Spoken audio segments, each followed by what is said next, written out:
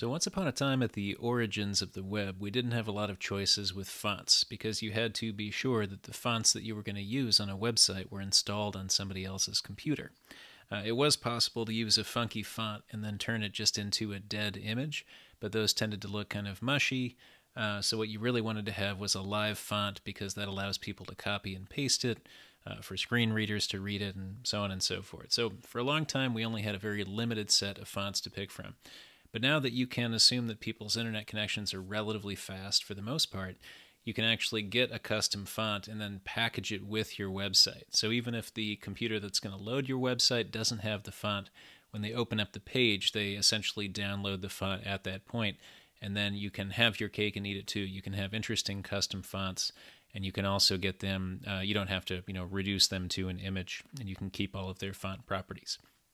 So there's a couple places to get these. Google Fonts is a great place to look, and if you're going to be making a commercial site or making money on your site or something like that, you do want to look into the licenses of the fonts. So some of them will say you can use these as long as it's for non-commercial purposes. Some fonts you just have to buy outright. But as far as I understand, if it's for education and we're just kind of using this to figure out web design, you can pretty much use anything you find on Google Fonts. Another thing I like about Google Fonts is it's really visual. So I'm not really a type nerd. There's people out there that really, really know everything about type. Just a couple things to consider. For example, we can do a search for serif fonts, right? So those are going to be the ones that have the little kind of curly cues on the tips of the letters, whereas sans serif is without serif. So you're going to have something more like this down here. These are serif, or rather sans serif fonts. Handwriting fonts are going to be more naturalistic, right? Monospace, and I is going to take up the same amount of space as an M horizontally, and so on. So if you want, you can test this and see what it's going to look like. So I can say like my great sentence, and then I can go down in here and see all of these very, very minute variations, some more minute than others. There's other free font websites out there too. I'm always a little leery of Googling anything plus the word free because it seems like a good way to get a virus on your computer.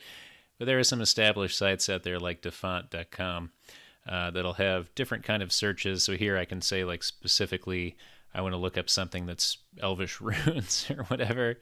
So maybe this one has a little more variety and is a little bit less serious than Google Fonts. But in either case, when you find a font that you want to use, you're going to pick one out. And so let's click on Montserrat here, for example. I feel like that might actually be on some machines already. I'm not sure. So you pick the ones that you want. You can see there's a variety of styles within this font. And then if you want all of those styles, you just say download the family. If I click here on license, I can see open font license. Use them freely in your products or projects, but you just can't sell them on your own. So that's no problem at all, of course. Okay, so I will download the family. Don't even need to log in. It's really nice. I can say save, and I'll save montserrat.zip. Okay, that'll just take a second to download. These files are quite small. This one's just about 2 megabytes, and then here you can see when I unzip it, which my computer does automatically, you may need to double click on .zip or right click and say uncompress or unzip or something like that.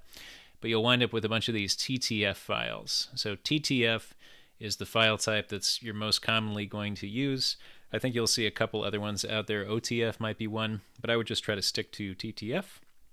And if you want these installed on the computer, you just double click them, and then at least on the Mac, it'll give me the opportunity to install the font. But in this case, these fonts do not actually need to be installed because of the way that we're going to use them with @FontFace.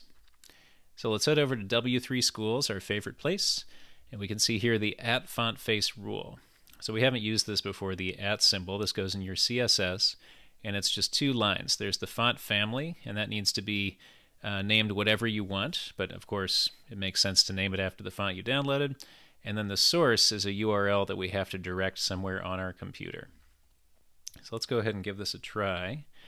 I'm going to head back into Atom. Okay, so I've taken the time to copy over my work from website number 3. So this is the index copied over, and this is the style copied over.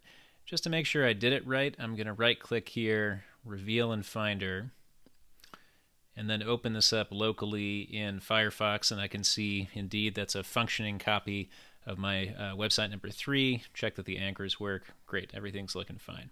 So we want to add in this @font face rule. I'll copy this again, and then I'll head back over to Atom, into my CSS page, and up at the top, even before body, I like to put my fonts way up high. And if you want to be super fancy, we can also start to organize our site, right? So this right here is a comment.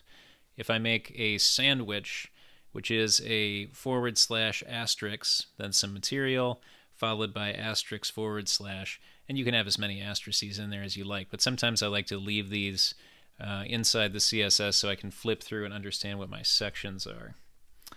Oh, and look at that. Okay, hit enter in the wrong spot. So let's put @fontface in there, and then I can just remind myself that that's the font section.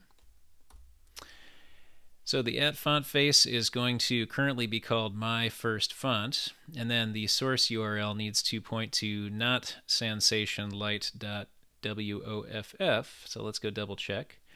Here you can see our index is sitting in this folder. Then it needs to enter the font folder, and we haven't done this before. It needs to enter the Montserrat folder, and then it needs to pick one of these in particular. So let's style one of our headings here, in which case I'll just pick, now let's go with italic because that's interesting. I want to copy this over with everything, including whether it's uppercase or lowercase, including the .ttf at the end. And I'll paste this in here. But that's not going to do everything, right? Because to get here from my index page, I also need to go fonts // So every time we see a slash in a path like this, that means that we're traveling from one folder to another before we get to the thing we're trying to locate. Okay? Let's go check out here and make sure we like... now I can finally see what my problem is. So after I thought about this, the true path from index is actually enter the fonts folder, enter the Montserrat folder, and then finally wind up at Montserrat, black italic. So I'll copy this, paste it, and put in another slash.